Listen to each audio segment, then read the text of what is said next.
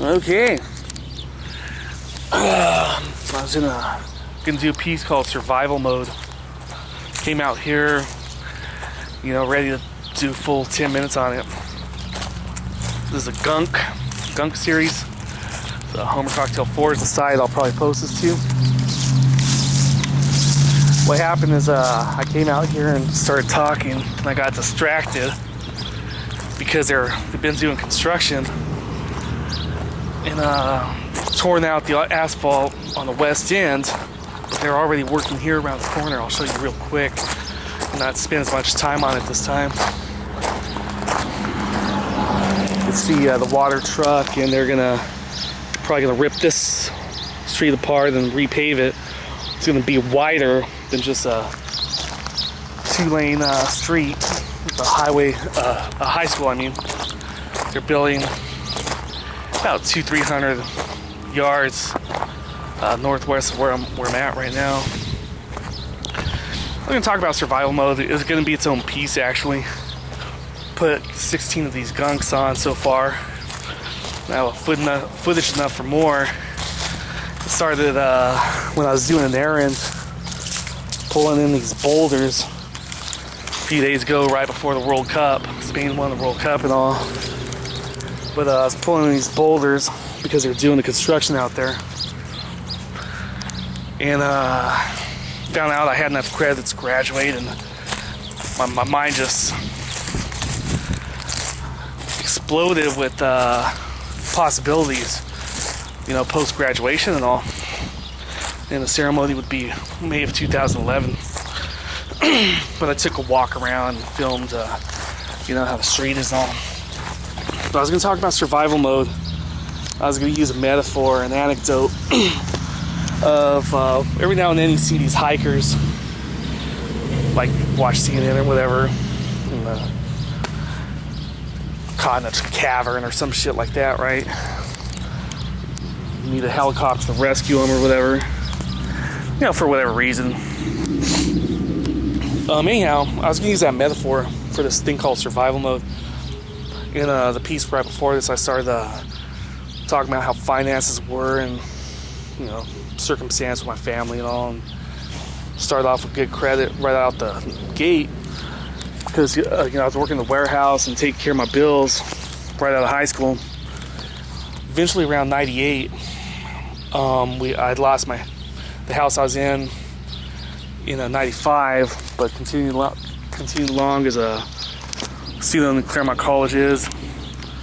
Got fired after trying to start a union in spite of great recommendations or great work reviews.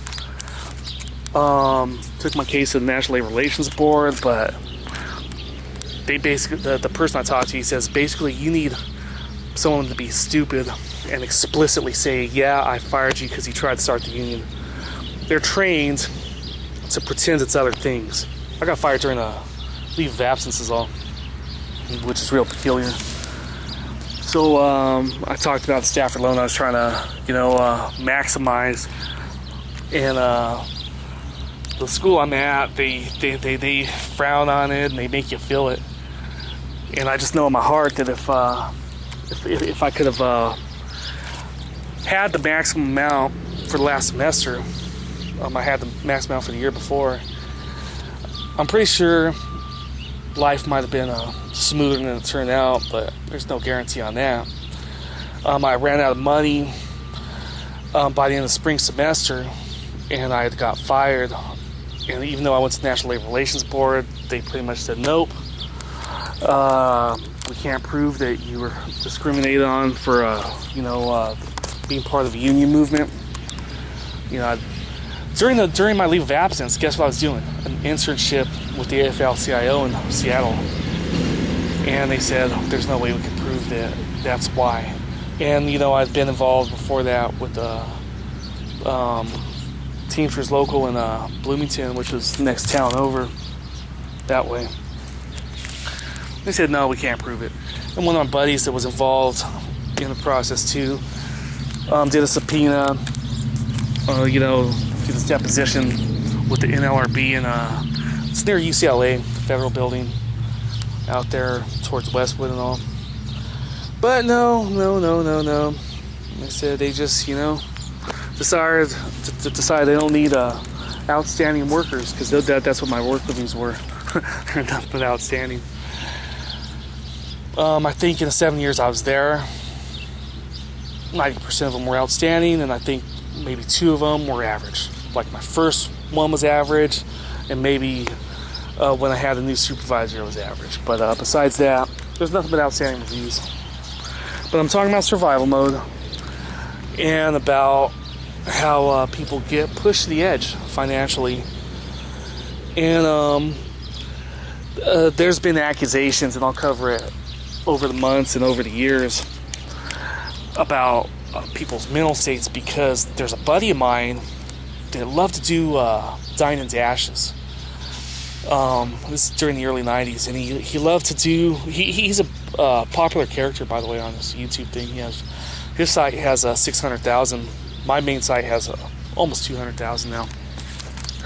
He's been at it about a year and a half longer than me, but he's a little more around politics.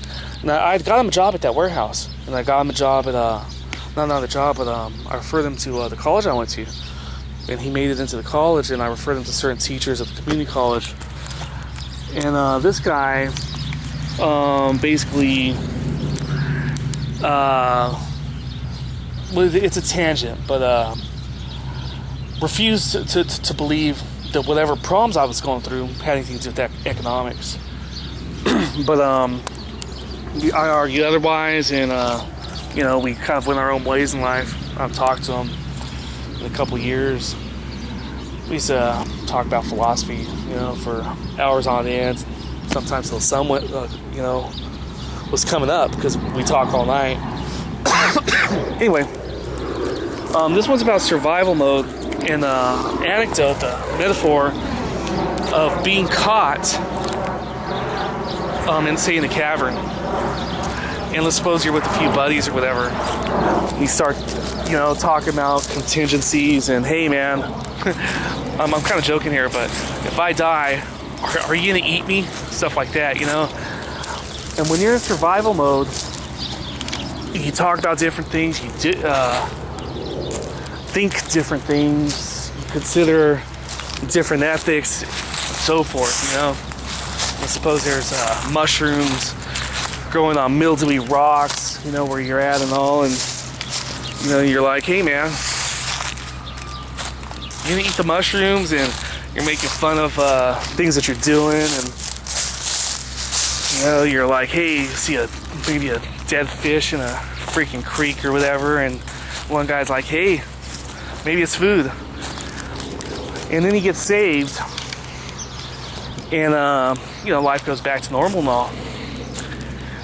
And the metaphor, the anecdote that I'm trying to get across here is that when you're in college,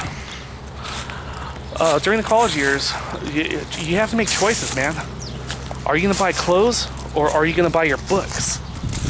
Literally stuff like that sometimes, You going to buy a nicer car? And this is true for some of my professors. Are you going to ride around that piece of shit, man? You're making everyone look bad.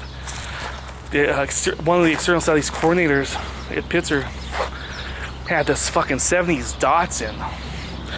And I'm wondering, is that really responsible? These people, they make a point to save. He has a daughter that's half Vietnamese, right? For their children in their college fund, but he's not going to get a new car, right? And he's a external studies coordinator for Nepal and some other programs, Australia, whatnot. I'm thinking, what if that thing breaks down?